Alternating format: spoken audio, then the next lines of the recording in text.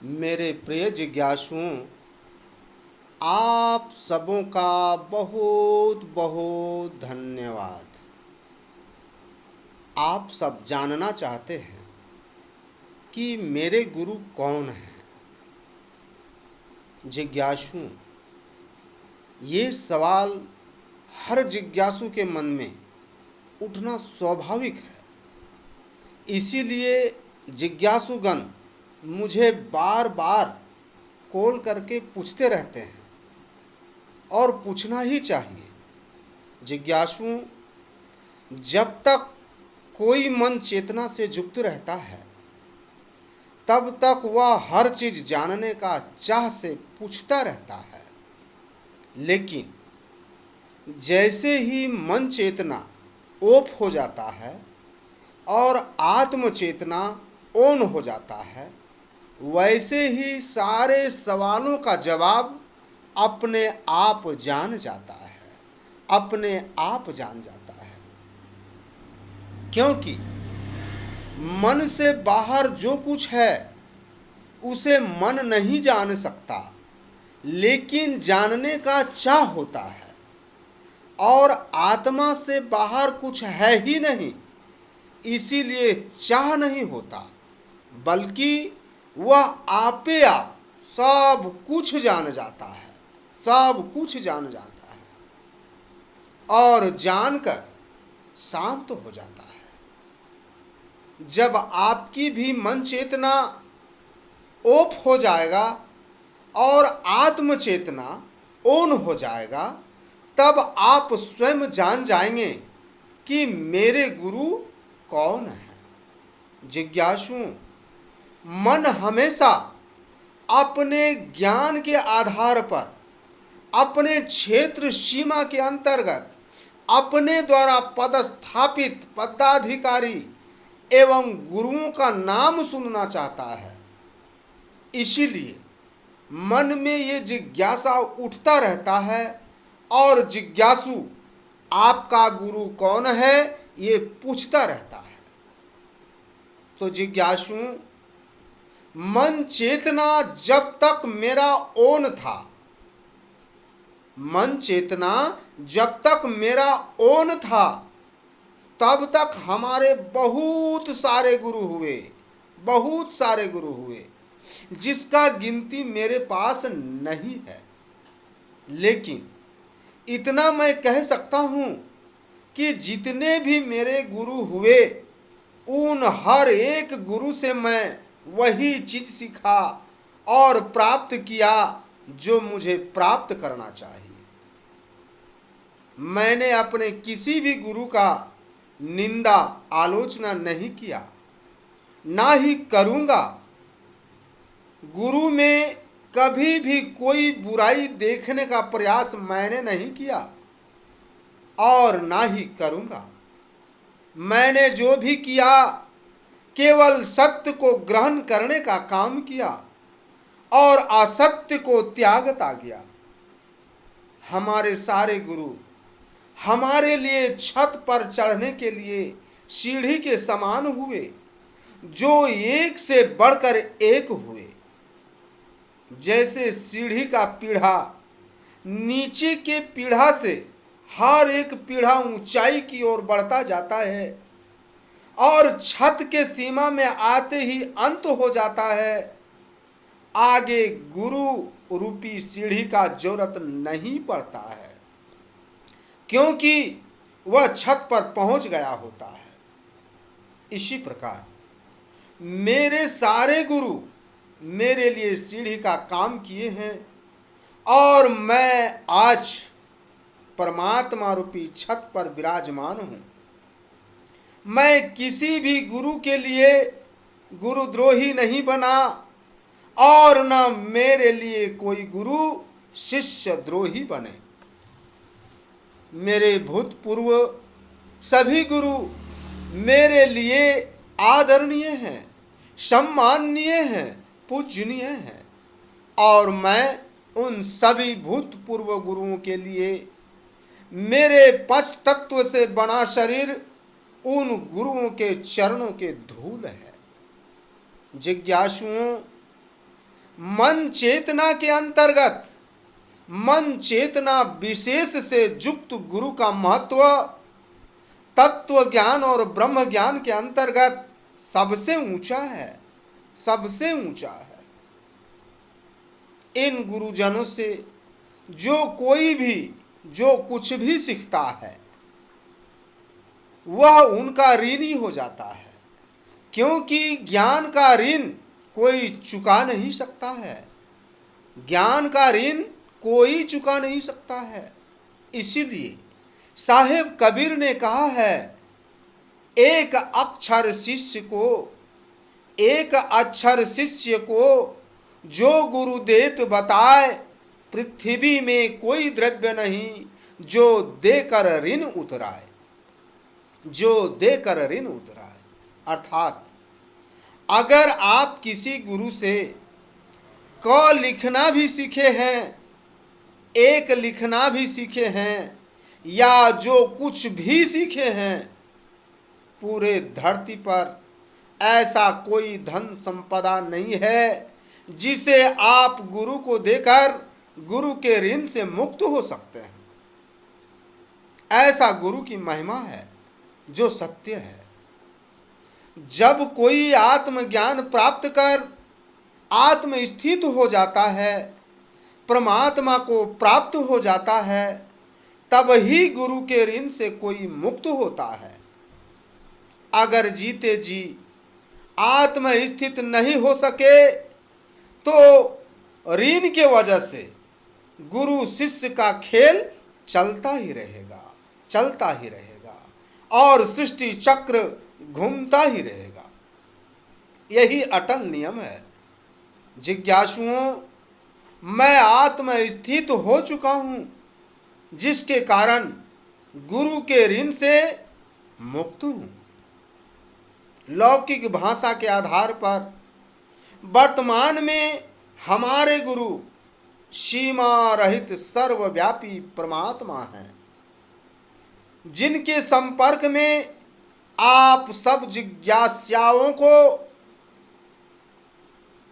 जिसके संपर्क में आप सब जिज्ञासुओं को लाने के लिए मैं ऑडियो वीडियो समय समय पर बनाया करता हूँ और आत्मवाणी परमात्मवाणी सुनाया करता हूँ। जो हमारे आत्मवाणी को रोज फुर्सत निकाल कर सुनता रहेगा वह आत्म सम्मुख हो ही जाएगा, इसमें संदेह नहीं है। केवल समझने में जितना देरी है, आपका देर में देर है, परमात्मा की ओर से कोई देरी नहीं है, वह तो पल भर में प्राप्त हो जाता है। जिज्ञासुओं, देर होने का कारण केवल तत्व ज्ञान और ब्रह्म ज्ञान ही है। मैं भी इन दोनों ज्ञानों में परमात्मा को खोजता रहा, लेकिन खोजते खोजते मैंने 38 साल बिता दिया, लेकिन वास्तविक परमात्मा को खोज नहीं पाया। इन 38 साल के अंदर मैंने जगत गुरु भगवान श्री कृष्ण का दर्शन किया, देव ऋषि नारद जी का दर्शन किया, प्रलयकारी महाशिव का दर्शन किया, ब्रह्मा विष्णु महेश का दर्शन किया, महामाया आदि शक्ति दुर्गा जी का दर्शन किया, माँ काली का दर्शन किया, भगवान श्री गणेश का दर्शन किया और आदि आत्मज्ञानी कर्ता पुरुष साहेब कबीर का दर्शन किया। फिर भी मेरा काम क्रोध लोभ मोह अहंकार शांत नहीं हुआ। फिर मैं सोचने लगा, परमात्मा तो निर्विकार है, परमात्मा को प्राप्त होने से सारा विकार शांत हो जाता है, फिर मेरा विकार शांत क्यों नहीं हुआ? मेरा विकार शांत क्यों नहीं हुआ? क्या जितने का मैंने दर्शन प्राप्त किया, ये सब परमात्मा नहीं है? क्या मेरा सारा परिश्रम व्यर्थ चला गया? ऐसा सोचते हुए मैं एकदम निराश हो गया, एकदम निराश हो गया। सारा इच्छा और आशा नष्ट हो गया और सारा लोकेश्वर, सारा ब्रह्म और ब्रह्मांड, सारा परलोक और परमेश्वर से आस्था टूट गया, लुप्त हो गया और निर्विचार अवस्था में बिल्कुल शांत हो गया, बिल्कुल शांत हो गया। उसी क्षण, उसी पल मुझे असीम आनंद की अनुभूति होने लगी। गले में अमृत का स्वाद महसूस होने लगा। पूरा शरीर रोम रोम पुलकायमान हो गया। असीम ऊर्जा का संचार होने लगा। मन निष्क्रिय हो गया और आत्मज्ञान प्रकट हो गया। आत्म गुरु परमात्मने नमः, अलौकिक गुरुवे नमः। मेरा पूरा शरीर आत्म संचालित हो गया। फिर सीमा रहित सर्वव्यापिता का भान हो गया। उसके बाद संपूर्ण सृष्टि को अपने आप में तैरता देखने लगा। शरीर के चक्षु से नहीं, आत्म चक्षु से। फिर मैं निर्विकार हो गया, आत्मज्ञानी हो गया, विदेह हो गया, अंतर्यामी हो गया। ये क्षण, ये पल 15 जून 2019 को 4 बजे भोर को प्राप्त हुआ। अब आप लोग ही बताइए कि मैं गुरु किसको कहूं और आपके पूछने पर गुरु का क्या नाम बताऊं। तत्व ज्ञान और ब्रह्म ज्ञान के गुरुओं से तो मुझे आत्मज्ञान हुआ नहीं, तो फिर उनका नाम मैं क्यों लूं और झूठा नाम क्यों बताऊं। दुनिया के कोई भी गुरु बोल दे कि मैंने राधा कृष्ण को आत्मज्ञान दिया है तो मैं मानूं। जिज्ञासुओं, विश्वास करो, मुझे कोई आत्मज्ञान नहीं दिया है, कोई आत्मज्ञान नहीं दिया है, बल्कि परमात्मा की कृपा से स्वयं आत्मज्ञान प्रकट हुआ है, जो समयातीत सदा सदा के लिए है, सदा सदा के लिए है। आत्मवाणी में जो भी बोला जाता है वह मन की वाणी नहीं है, नहीं है, नहीं है। आत्म संचालित आत्मवाणी है।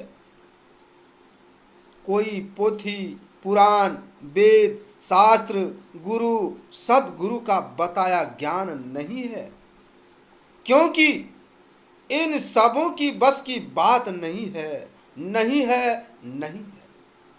आत्मज्ञानी को किसी का नकल करने का जरूरत नहीं पड़ता। नकल करना तो मन का स्वभाव है और आत्मज्ञानी में मन निष्क्रिय रहता है, इसीलिए नकल करने का सवाल ही नहीं उठता है। आत्मज्ञान कोई चुरा नहीं सकता, क्योंकि आत्मज्ञान कोई तत्व नहीं, नितत्व अवस्था है। इसलिए चुराने का सवाल ही नहीं उठता है। सच्चा आत्मज्ञानी स्वयं आत्मा से प्रकट आत्मज्ञान का ही विश्लेषण करता है, क्योंकि आत्मा छल रहित है। जिज्ञासुओं, आप सबों को यह संदेह होगा कि 38 साल के अंदर इतने सारे इष्ट देवों का दर्शन इन्होंने कैसे कर लिया, आज तक किसी ने नहीं किया। ये शंका होना स्वाभाविक है, ये शंका होना स्वाभाविक है। लेकिन जिज्ञासुओं, अन्य जीवों के अपेक्षा हमारा श्रेणी, हमारा अवस्था कुछ विशेष है। इसीलिए हमारा उत्पत्ति और कर्म भी विशेष है। इसे जानने के लिए मैं आपको अपना पूर्व जन्मों का कुछ संकेत दे रहा हूं। संभव है आपका मन स्वीकार नहीं कर पाएगा, आपका मन स्वीकार नहीं कर पाएगा, फिर भी मैं बता रहा हूं। जिज्ञासु, मेरा कुछ जन्म पूर्व मुझे भगवान विष्णु ने अपने शक्ति से उत्पन्न किया था।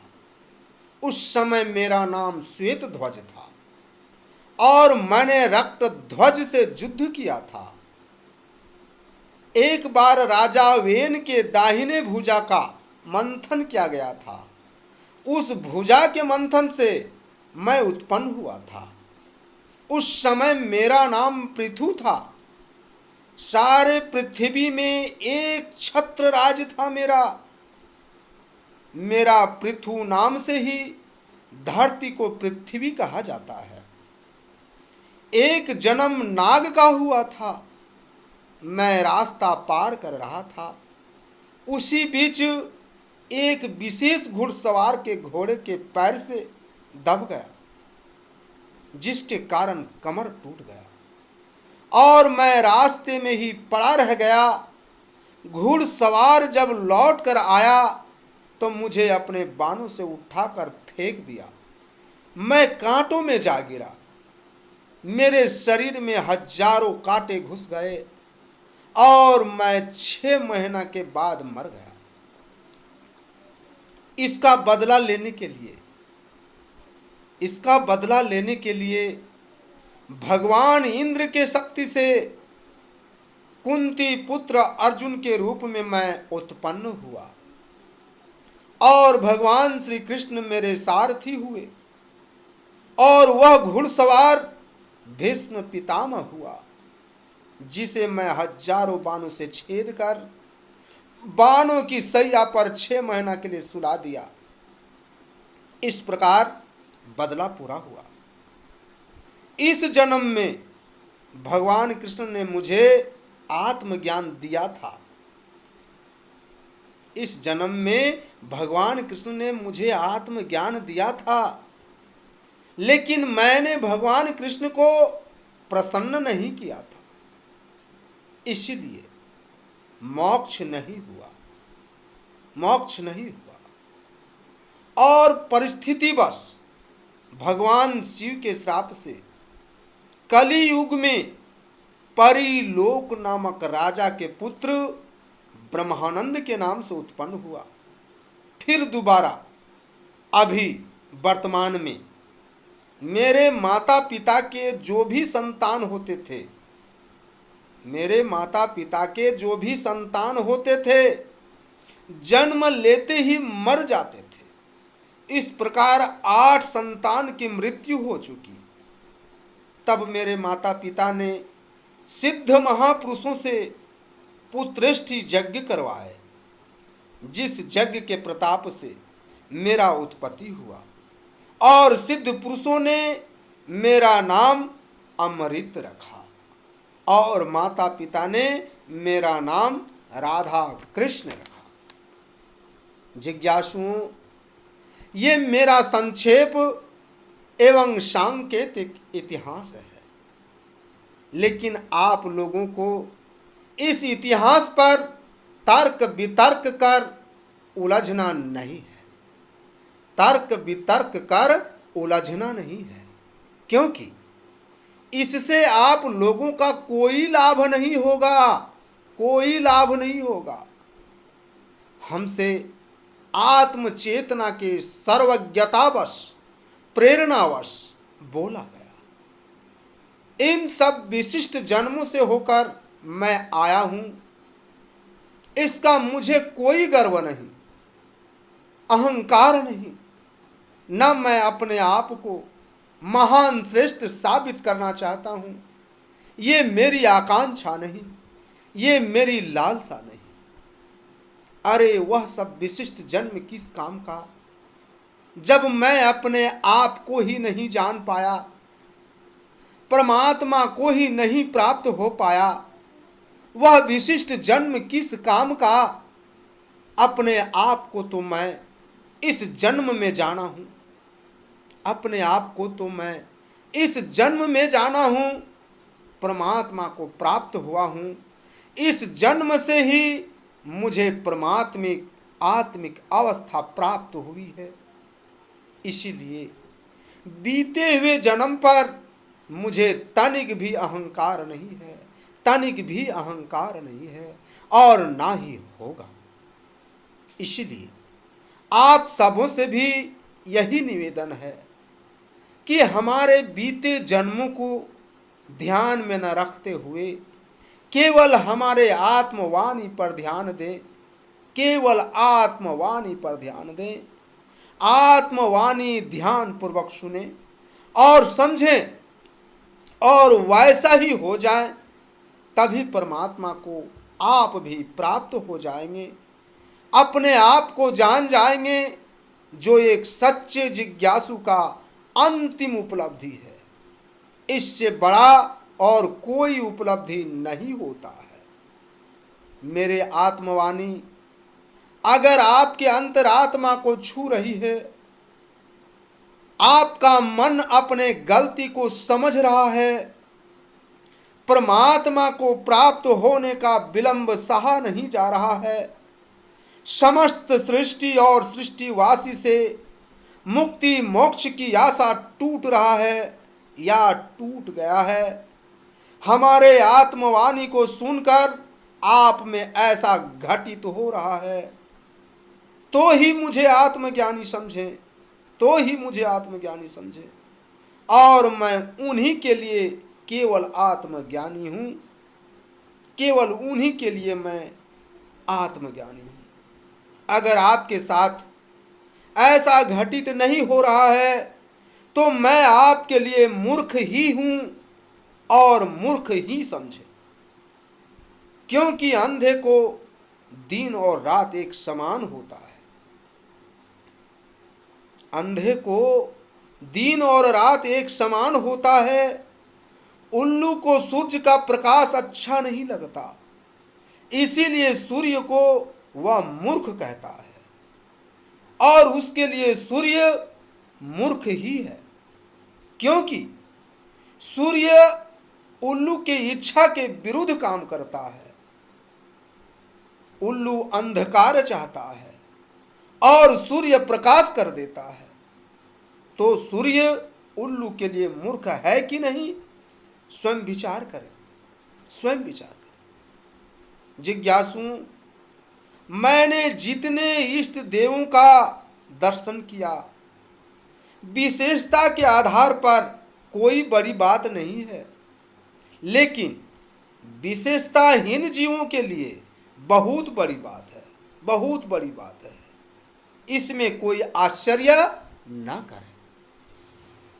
आपका अपना मुक्ति मोक्ष कैसे हो, केवल उसी में ध्यान दें और इसके लिए आत्मज्ञानी से जुड़कर उसके इशारों में बहते जाएं। तर्क और संदेह न करें। आपके हर संदेह आत्मज्ञानी स्वयं दूर करेगा। आपका हर सवाल का जवाब वह स्वयं देगा। आप इशारे पर बहते जाइएगा तो वह स्वयं प्रसन्न हो जाएगा और आत्मज्ञानी के प्रसन्न होते ही पूर्ण मुक्ति मोक्ष का वह पल आ जाएगा। इशारा खत्म होते ही वह पल आ जाता है। इसमें तनिक भी संदेह नहीं है, इसमें तनिक भी संदेह नहीं है। अगर आप स्वयं परमात्मा के संपर्क में आ जाते हैं, अगर आप स्वयं परमात्मा के संपर्क में आ जाते हैं, तो आत्मज्ञानी से जुड़ना और उसके इशारों पे बहना, उसे प्रसन्न करना, इसकी कोई जरूरत नहीं होती है, कोई जरूरत नहीं होती है। लेकिन इसके लिए आपको अनंतों जन्म लग सकते हैं, या फिर पल भर में भी हो सकता है। यह आपकी योग्यता पर निर्भर करता है। स्वयं से खोजकर परमात्मा को प्राप्त होना समुद्र को तैरकर पार करने के समान है, जिसमें कोई चतुर सियाना ही निर्भयता पूर्वक पार हो सकता है। और आत्मज्ञानी समुद्र में बना पुल के समान है, जिसके सहारे आप हंसते खेलते भवसागर को आप पार हो सकते हैं। अब आपको स्वयं विचार करना है कि पुल का सुविधा लेना है कि स्वयं तैरकर पार होना है। तैरकर पार होने वाला को पुल का आवश्यकता नहीं होती और पुल के सहारे पार होने वाले को तैरने की जरूरत नहीं पड़ती। पुल से पार होने के लिए योग्यता की आवश्यकता पड़ती है और तैरकर पार होने के लिए धैर्य और साहस की जरूरत पड़ती है। स्वयं से कोई बिरला ही पार होता है और पुल से पार होने के लिए मन तर्क वितर्क से बाधा डालता है। अर्थात आत्मज्ञानी रूपी पुल से जुड़ने ही नहीं देता है। पुल की स्थिरता पर विश्वास ही नहीं होता है। अगर विश्वास भी होता है तो अपनी योग्यता सिद्ध ही नहीं करना चाहता है। अर्थात परमात्मा की चाह से अधिक मन माया की चाह में अटक जाता है। जिज्ञासु, परमात्मा को बिजली का पावर हाउस समझो और आत्मज्ञानी को ट्रांसफार्मर समझो और ट्रांसफार्मर से निकले हुए वायरों को आत्मवाणी समझो और जिज्ञासु को घर में लगे स्विच बोर्ड समझो और उस बोर्ड में परमात्मा रूपी करंट प्राप्त होने के लिए बिजली कनेक्शन लेना पड़ता है, यानी कंज्यूमर होना पड़ता है। तभी आत्म संचालित आत्मवाणी रूपी वायर से जिज्ञासु रूपी स्विच बोर्ड में परमात्मा रूपी करंट आ जाता है। लेकिन कनेक्शन हुए बिना करंट कैसे आएगा? इसलिए डायरेक्ट पावर हाउस से कनेक्शन प्राप्त करना होगा या फिर ट्रांसफार्मर से बिजली कनेक्शन करना होगा।